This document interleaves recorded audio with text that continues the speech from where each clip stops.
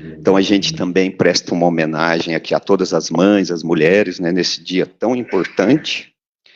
Fica aqui a nossa gratidão, em especial a Maria de Nazaré, a nossa rainha, a nossa mãe, mãe de Jesus. Todas as mães, nossa mãe, todas as mulheres importantes em nossas vidas. Então fica aqui a nossa gratidão.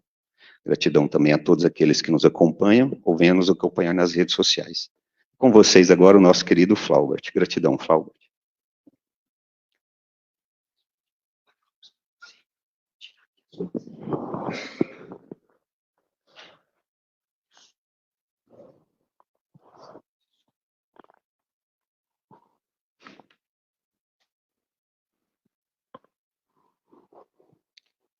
Boa noite a todos.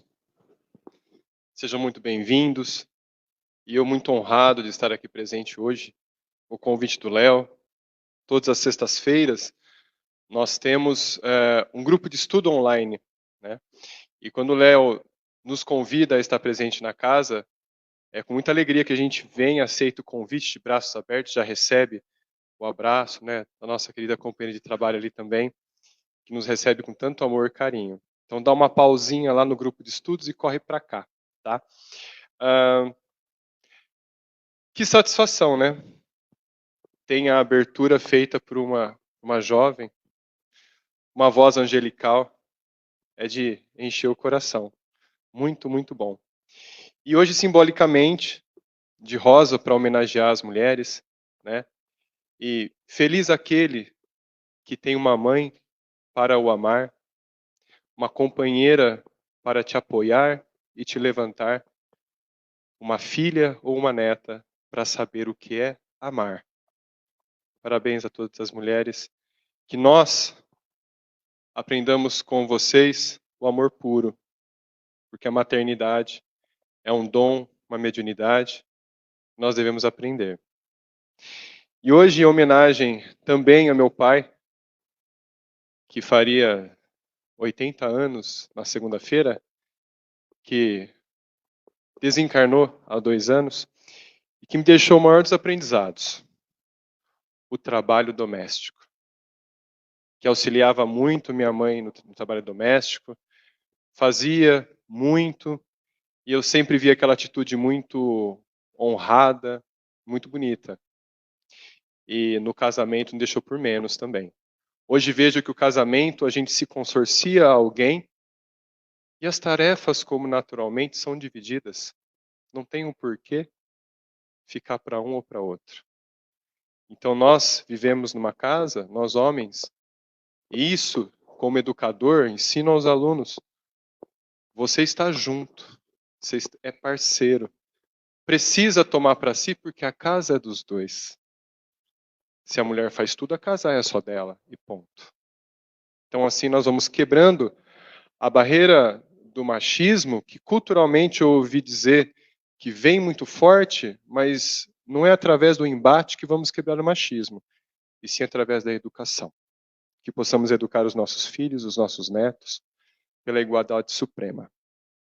E hoje, eu venho trazer um tema que para muitos chega num certo momento e seja até um pouco mais forte. Me desculpem se isso vier a acontecer, mas a necessidade faz com que nós possamos abrir os olhos. Assim como o Léo fez uma abertura do livro Pão Nosso, e que falou do convertido de Damasco, o Paulo de Tarso, e que tem sobre essa leitura muitos equívocos do comportamento de Jesus. E hoje aqui vou falar de alguns equívocos também, para que nós possamos abrir a nossa mente, deixar a rotulagem de lado, o preconceito, vamos seguir em marcha com Jesus para ajudarmos uns aos outros, independentemente da religião. Independente. Porque Jesus, quando veio reencarnar, veio nos trazer a boa nova, e não uma religião. O amor e a caridade é a bandeira máxima, e não o cristianismo, o espiritismo, o evangelho e tudo mais. Que possamos olhar aos nossos irmãos com tanta igualdade como nós olhamos a nós no espelho. Porque a cada religião há uma afinidade de necessidade a cada grau de instrução e, principalmente, uma necessidade de auxílio e ser auxiliado aos nossos irmãos e para os nossos irmãos que conosco caminham. Nós podemos encontrar um espírito muito evoluído em qualquer religião, que está ali para ensinar pelo comportamento, obediência, fidelidade. E que nós espíritas muitas vezes deixamos de lado isso. Não conseguimos alcançar. Então hoje, para a gente iniciar nossa palestra, a fé transporta montanhas. E o item, a fé humana e a fé divina. Eu venho com o primeiro equívoco. Será que essa frase, a fé humana e a fé divina, está correta? Será que não é um equívoco aí de tradução? Ou uma necessidade de um acentinho ali, ó? Por quê? A fé humana é divina. Nós vamos entender o porquê. Olhando essa paisagem, qual é a primeira impressão que a gente tira dela? Qual é a primeira impressão? Beleza, imensidão, gigantismo. E se a gente se colocar ao pé da montanha, sozinhos, qual é a sensação que nós vamos ter? Solidão? Medo? E se eu colocar uma condicional? Que nós temos uma missão de atingir o topo da montanha. Qual vai ser agora a sua sensação? Uma missão. Angústia, ansiedade, insegurança. Porém, é essa a nossa jornada até o alto, ao nível de Jesus. Porque Jesus fez essa caminhada. Ele desceu do topo e está nos amparando em todo o trajeto. Em qualquer planeta que a gente esteja. Nós somos recebidos pelo Cristo daquele planeta, que nos auxilia na evolução. E hoje nós estamos terráqueos. E amanhã? Não se sabe, a nossa necessidade pode nos conduzir a outros planetas. Pode ser que agora o expurgo seja para um de nós, que a necessidade nos traga para a gente ir a um outro planeta, um pouco mais atrasadinho, ou um pouco mais evoluído. A gente não sabe. Depende da nossa caminhada. São os patamares da evolução. Porém, Deus ampara todos os seus filhos. Assim como eu falei que nós temos uma missão de chegar até o topo, a gente começa a olhar a montanha agora com temor, mas nós temos muitas belezas ao nosso lado. Reparem bem os detalhes dessa paisagem. Algumas vegetações, o branco, o céu maravilhoso, ao fundo tantas geleiras, ali parecendo uma cachoeira, mas é uma queda de uma neve. Belezas. E nós temos belezas no nosso caminho. E se a gente olhar para o lado nessa escalada, nós vamos ver, além dos auxílios, tantos companheiros que estão com a gente. Nossa família, os nossos amigos, os nossos temporários inimigos. Que amanhã nós iremos amar imensamente. Como eu vou amar aquele indivíduo? Hoje você tem ódio. Ou simplesmente uma barreira. Mas amanhã caminharão juntos com sorriso e prazer de estar juntos. Graças ao Pai. Então nós vamos receber aqui corda, mosquetões, presilhas, ganchos, tudo isso para poder escalar. E eu estou falando do estudo, do livro, do Evangelho. O evangelho são uns instrumentos que a gente vai utilizar para que a gente possa escalar. Porém, essa escalada, como eu disse, ela é solitária. Alguém dá o passo por você? Não. Todo mundo está ali, ó, no comecinho da montanha nesse planeta. Planeta de prova e expiação, que está em transição, né? Nós estamos ali, ó, no comecinho ainda. E ninguém quer soltar da corda para puxar ninguém. Todo mundo quer orientar. Vai por ali, vai por aqui. São os exemplos de pessoas que nos buscam para um conselho. Geralmente a gente se abre com pessoas que passaram pelo problema já. Uai, mas a pessoa nunca passou de repente por uma traição. Mas ela traz no subconsciente dela esse aprendizado de vidas passadas. E ela te dá uma resposta muito profunda. Por que será?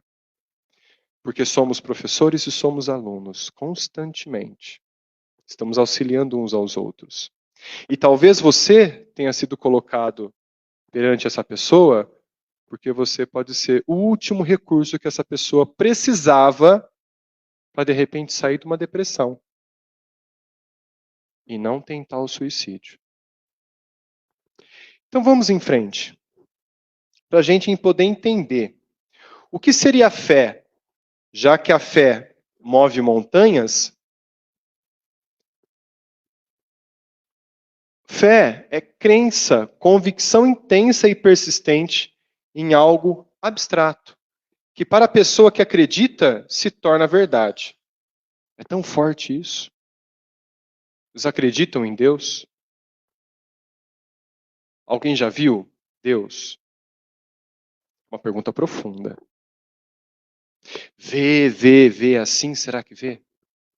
Alguém sentiu Deus? Sente. Vê. Nós estamos nos olhando. Nós somos a criação divina. Nós temos a centelha divina.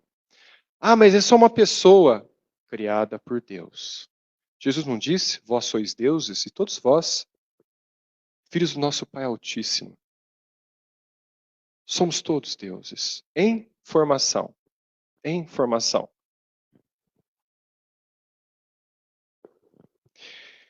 Então, iniciando o item, a fé é o sentimento inato no homem da sua destinação. Ou seja, é o seu destino ter fé. É a consciência das prodigiosas faculdades que traz em germen no íntimo. Então nós temos ali a fé sendo iniciada em germen desde a nossa consciência de inteligência humana. Como assim? Quando iniciou-se o planeta de prova e expiação, nós já tínhamos a consciência. Mas o planeta primitivo, onde o ser humano ainda precisou se erguer. Foram trazidos diversos seres de diversos planetas para que aqui se misturar a genética da Terra para melhorar esse corpo, esse avatar, para que chegue hoje, nós estamos bípede. E nós não terminamos a nossa evolução ainda. Nós temos relatos dos nossos irmãos que trazem por psicografia que milhares de seres de outros planetas mais evoluídos trarão para a gente a ciência, a filosofia, a arte, a música, a consciência moral. E depois retornarão aos seus planetas de origem. Einstein, Beethoven e tantos outros que vieram nos ensinar. Então, a princípio, em estado latente, está dormindo quanto aos animais, né? Mas que ele deve fazer germinar e crescer através da sua vontade ativa. É muito forte essa palavra vontade, porque nós precisamos da vontade. E Jesus exemplificou a todos que a vontade move a montanha. Será que a montanha de rochas que Jesus estava falando, que a fé move montanhas? Ou é a montanha de desafio que nós precisamos educar o espírito para que a gente possa chegar ao ápice da cristandade. Tantos equívocos, tantas leituras superficiais e rasas que a gente segue e nem imagina a profundidade que Jesus nos trouxe. Por isso que Jesus falava por parábolas. Serviu há 2000 anos, onde ele falava essas parábolas para crianças espirituais. E nós agora somos ainda crianças crescidas. Nem na adolescência nós estamos. E ainda muito não entendemos o que Jesus falou. Não entendemos. E aqui somos nós. Se nós temos a centelha divina e Deus criou tudo, este universo e outros universos, então nós temos Deus no íntimo. E a vontade que nós temos de crescer e o dever de fazer essa fé aumentar, permite com que eu entenda que todo o universo faz parte de mim e eu sou parte integrante do universo. Mas quanto? Eu sou uma poeira estrelar, mas você faz parte desse universo. A sua falta faz falta. A sua presença faz muita diferença. É necessário que você entenda isso, para que não caia nas ilusões que nós temos de hoje em dia.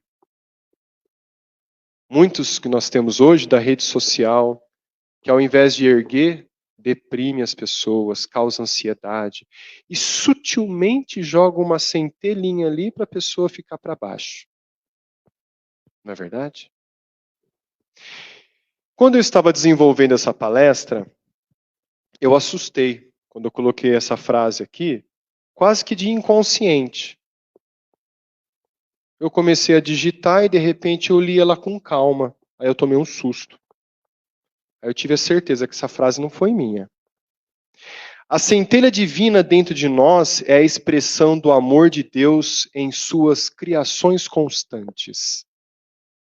Deus continua criando através do seu amor. E nós somos os exemplos disso. E tem tantos outros seres que estão sendo criados a todo momento. E que começa lá, simples e ignorante, um átomo. E esse átomo vai se desenvolvendo todo o seu caminho. A gente vai ver já já. Até o presente, a fé só foi compreendida no seu sentido religioso, porque o Cristo a revelou como poderosa alavanca. A fé é uma alavanca. Cientistas já provaram, comprovaram, recomprovaram. Todo aquele que tem fé se cura de uma doença 40% mais rápido do que aquele que não tem fé. Como isso é possível? A vontade. Muitas pessoas descobrem que um vozinho, uma vozinha está com câncer. Um câncer bem mais agressivo. E de repente a família não conta para o paciente que ele está com a doença. E a pessoa pergunta, por que tanto remédio? Calma, é só vitamina, continua tomando. Ele faz todo o tratamento. E aquele câncer desaparece. Vai embora. Termina o tratamento e fica bem. Agora tem outros que o médico e a família comunicam ao paciente. 3 meses a pessoa desencarna. Então, a vontade, ela serve também para que a gente possa nos mover para cima ou para baixo. Vamos entender a mente de uma pessoa que tem depressão? Eu não posso, eu não quero, eu não vou, ninguém me quer perto, eu não consigo fazer nada, eu tenho medo, eu não vou sair porque algo de ruim vai acontecer. Todos esses mecanismos que são forças mentais, a vontade de não ir e não querer e não poder, não ir, vai deprimindo o corpo cada vez mais. Células de defesa do tipo macrófagos que são os leucócitos do corpo, um dos tipos, né? Que fazem toda a varredura das células cancerígenas no corpo, acabam diminuindo a sua quantidade. E essa varredura, essa análise, acaba sendo mal feita. Os pesquisadores hoje, eles comprovaram. A maior parte dos cânceres em pessoas mais velhas se originou através de uma depressão profunda e por longo tempo. Ah, mas e as crianças? Aí já são outros fatores, necessidades da reencarnação, que aí fica por outras palestras. Então aqui continua.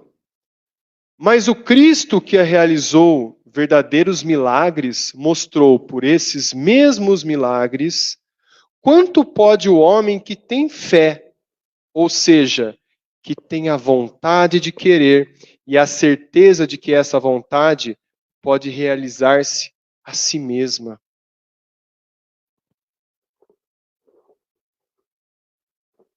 Jesus. Jesus curou a todos que encontravam? Todos? Não, não curou. Jesus curava alguns. Quem que Jesus curava? Aquele que o buscava com a fé imensa. Mas Jesus não curou ele. Jesus foi um instrumento. Jesus dizia: eu estou com meu Pai e meu Pai está em mim. Então, na verdade, ele foi um instrumento para que Deus, com a sua energia e a vontade de quem queria ser curado, puxasse a energia para ele.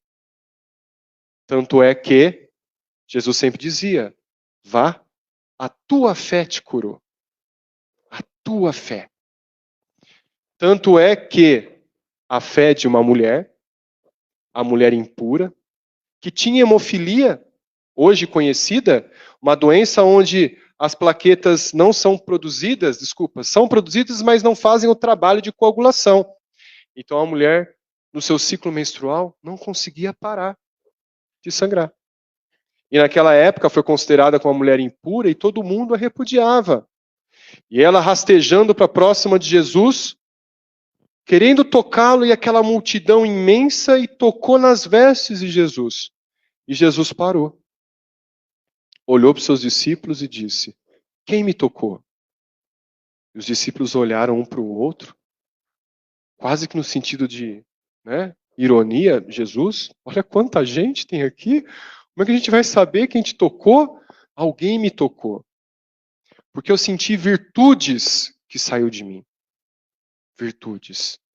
E Jesus voltou-se à mulher, agachou e disse: filha, você me tocou? E ela aos prantos: eu não sou digna de ser filha de ninguém. Ele continuou: você é minha filha. É digna sim. Você está curada. Só de tocar as vestes de Jesus. O tamanho e a força da fé dessa mulher. E como que a gente pode errar o alvo? Como? Vá e não peques mais. Pecado quer dizer errar o alvo. O amor e a caridade. Toda vez que nós vamos de encontro ao amor e à caridade, nós adquirimos um débito para com alguém. E esse débito pode vir nesta encarnação ou na próxima. Quando nos mostrar aquilo que nós realizamos contra o nosso próximo, e entendemos quanto de mal nós fizemos para ele. E aí no plano espiritual, nós vamos entender, porque aqui nós sentimos muito pouco. Em espírito, nós sentimos 10 vezes mais. Então, quando a gente sentir o mal que a gente fez para alguém, nós vamos ser constrangidos a reparar o mal. Ninguém vai nos obrigar. É a nossa própria consciência que nos obriga. É por isso que Jesus diz: não acuse o teu próximo, porque serás acusado da mesma força. Ou seja, você mesmo vai se acusar no dia da análise da reencarnação. É muito forte isso. Ninguém vai te obrigar a nada.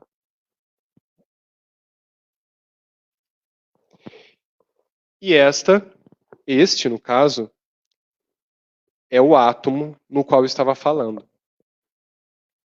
Então essa vontade que vem, gera uma energia, gera uma força dentro de nós, já está contida no átomo. Esse é o nosso princípio da criação. Eu vou até mais a fundo. Nós temos uma energia que pode ser o princípio da criação ali dentro. Porque os elétrons que giram em volta dessa esfera de cargas positivas ali, essas esferinhas pequenininhas que são os elétrons, também são formadas por outras energias, os quarks. E nós vamos até este momento onde nós conseguimos entender através da nossa pequenez da ciência. Será que nós entendemos o que são formados os quarks? Vai ter muito mais descobertas. Como eu falei, estamos engatinhando ainda. E tudo isso move a nossa vontade. E de uma forma que a gente, aumentando a nossa fé, a gente também aumenta a energia geradora no nosso corpo. Em diversos livros de Emmanuel, de André Luiz, lá está a produção da forma pensamento. E nós podemos criar os mesmos miasmas que a gente vem aqui no centro nos limpar. À medida que a gente sai do centro, já começa os pensamentos ruins, a nossa energia cria miasmas no nosso corpo. Energias pesadas, larvas astrais, magnetismo para obsessores vir aqui e intuir coisas para a gente fazer, para que eles possam aproveitar esta energia de baixo padrão. Assim que nós saímos daqui. Nós não estamos protegidos 100%, porque nós temos o livre-arbítrio. A nossa mente nos protege. E Jesus assim nos diz: porque na verdade vos digo, que se tiverdes fé, como um grão de mostarda, direis a este monte, passe daqui para colar, e ele há de passar, e nada será impossível. Nada. Qual que é o tamanho da fé? E qual que é o tamanho do grão de mostarda? Esse. Esse é o tamanho de um grão de mostarda. Será que a nossa fé não vem através de rótulos? Será que a nossa fé não vem através de uma cultura religiosa muito antiga? E que nós precisamos hoje quebrar as barreiras para entender que a nossa família é universal? E que os comportamentos religiosos só trazem uma afinidade àquele que prefere certas culturas ou não. Outros preferem outras culturas. Muita gente se espanta. No grupo de estudos no qual faço parte, nós estamos estudando o livro da Umbanda. E as pessoas arregalam os olhos.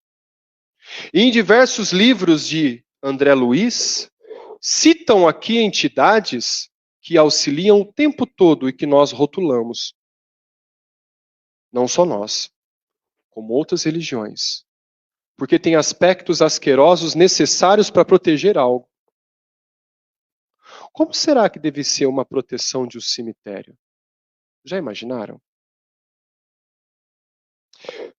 No próprio livro de André Luiz, tem a passagem de um cemitério, onde um recém-desencarnado está ali com o seu fluido vital ainda, terminando a sua ruptura com o cordão de prata. Os resquícios do fluido vital. E entidades estão apostas, trevosas, para capturar esse fluido vital. Porque do outro lado, o fluido vital é muito valioso para que se possa fazer outras coisas. Então, como será que essas pessoas recém-desencarnadas podem ser protegidas? Como que elas vão ser protegidas? Por entidades guardiãs que estão ali? E será que vão ser belas? Com aspectos bonitinhos? Ou será que da mesma forma com que o desencarnado se olha, ali ainda preso ao corpo por alguma necessidade de desencarnação, vai ser recebido como um semelhante? Geralmente essas pessoas que passam muito tempo ao lado do cadáver, do próprio corpo ali, elas se vê na forma de um esqueleto.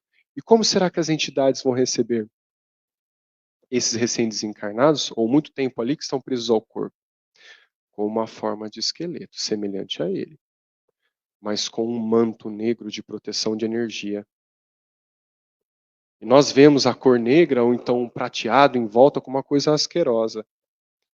Estou falando de uma entidade que protege, tantas outras protegem cada esquina, protegem o centro, os guardiões, que aqui nós chamamos de guardiões, outras casas chamam de Exu, outras casas chamam de outras entidades, como nossos anjos da guarda, que nós, através do catolicismo, chamamos de anjo da guarda, que nós chamamos de mentor espiritual, ou guardião de vida. Percebem que são as mesmas entidades, só mudam os nomes? Nós fazemos tanta diferença. Mas por que há necessidade de terem tantas diversidades assim de entidades? Pela afinidade com que as pessoas têm de serem induzidas a locais importantes. Como, por exemplo, existe um livro que eu não me recordo o tema, desculpa, o título, onde uma pessoa desencarnou e a entidade da colônia, o socorrista, ele se plasmou na forma do avô do desencarnado, através do seu perispírito. Ele plasmou o perispírito do avô. E o recém-desencarnado se sentiu confortável de seguir o avô. E que depois de recuperado no plano espiritual na colônia, essa mesma entidade chegou lá, plasmada como ela verdadeiramente é, e disse: eu me plasmei na forma do seu avô para poder te ajudar, porque ninguém conseguia te ajudar. Nós estávamos ali e você não via a gente. Tamanho é o desespero. Então nós precisamos de padres, de bispos desencarnados para acolher católicos, pastores para acolher evangélicos, testemunhas de Jeová. Uma passagem muito bonita de dois papas que eram amigos e um desencarnou. E aí quando o amigo dele, que estava para desencarnar, o papa amigo estava lá em espírito e recebeu o desencarne dele. Meu amigo, deste lado não há barreiras. Nós estávamos, papa, hoje. Nós somos irmãos, independente da crença que nós tivemos. Diversas outras entidades estavam ali juntas. Isso é maravilhoso. Isso nos mostra que a qualquer momento e qualquer ocasião nós vamos ser acolhidos por alguém, de certa forma.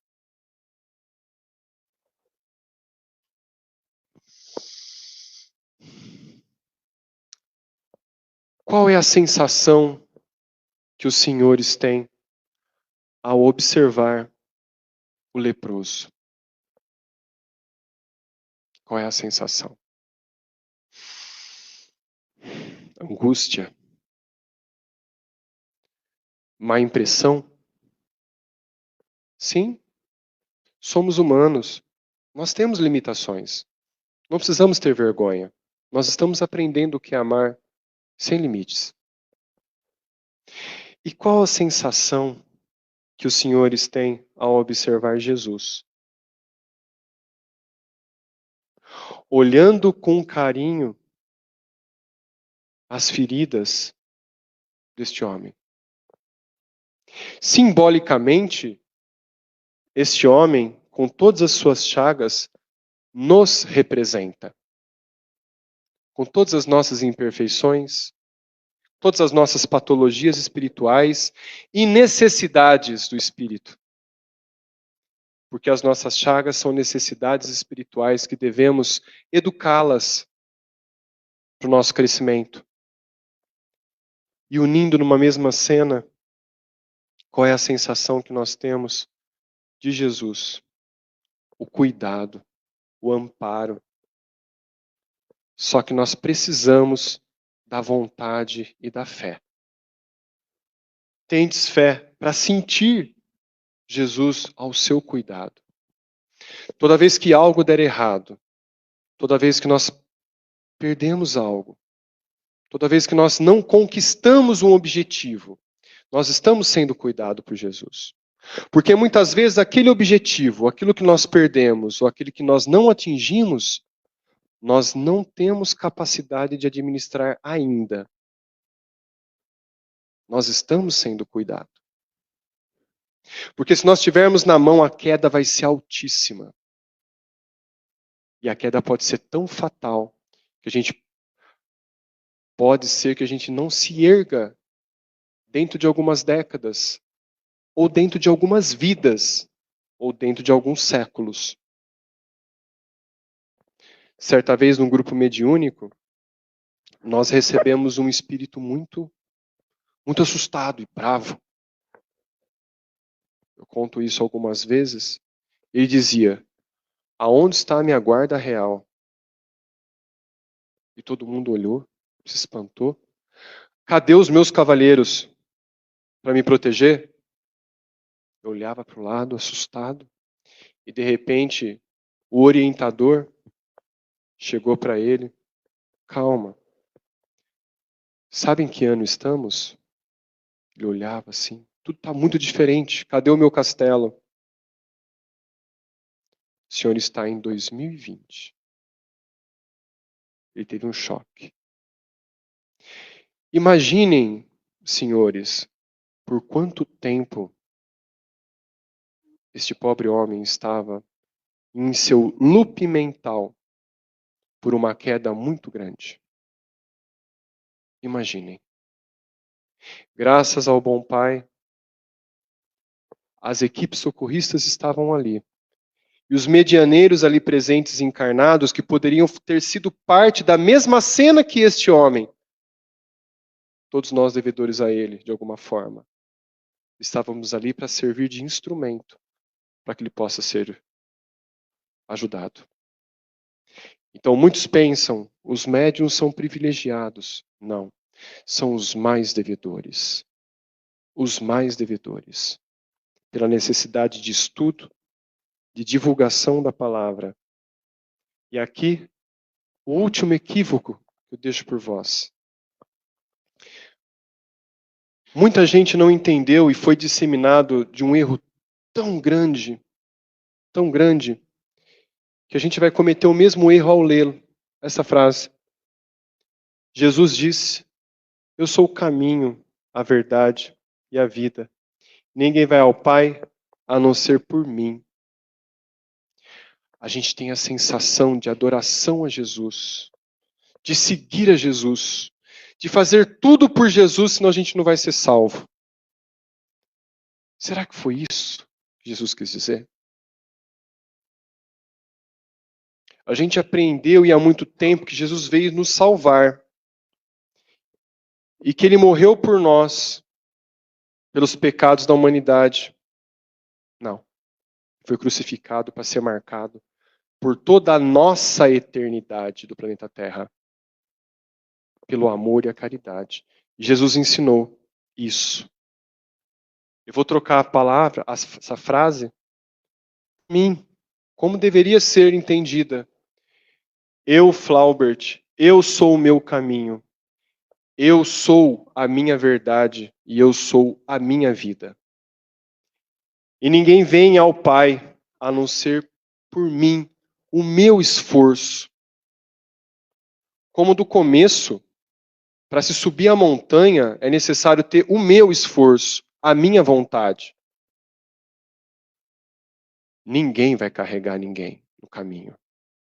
Nem a mãe, nem o pai, nem o filho, nem os companheiros. Se a gente não fizer esforço para nos educar espiritualmente, para que Jesus possa nos cuidar do caminho, dos objetivos, mas ele deixa o livre-arbítrio para que a gente possa caminhar sozinho. Ele vai amparar. Assim como nós caminhamos, saímos da fase de engatinhar para ficar de pé, nós estamos sendo amparados por Jesus. Que toda hora nós caímos, Jesus estende a mão. E nós levantamos. Às vezes a gente dá muitos passos maior que a perna e cai de novo. Se machuca muito. Mas sempre Jesus está ali, ó, sorrindo. Vamos de novo. Não é isso que a gente faz com uma criança? Tenta de novo. Quantas vezes mais a gente vai entender a calma, a caridade, a fé, a coragem, a mansidão, para que os nossos passos sejam firmes a caminho da evolução? Quantas vezes mais nós precisaremos estar encarnado num planeta de prova e expiação? Fica a reflexão. Porque nós estamos no final dessa transição planetária. Tem-se a notícia que vai se terminar em 2080, 2070. Meu Deus, é muito tempo. Muito tempo? O planeta Terra tem um pouco mais de 6,8 bilhões de anos. 50 anos é muito rápido. O que é 50 anos dentro da nossa eternidade? Jesus recebeu das mãos excelsas das entidades sublimes e divinas uma massa do Sol para construir a Terra. Há mais de 6,4 bilhões de anos. Ele já era o Cristo. Imaginem, qual é a idade de Jesus? Eu espero que todos vocês tenham uma excelente noite, uma excelente reflexão, um excelente final de semana. Boa noite, muito obrigado a todos.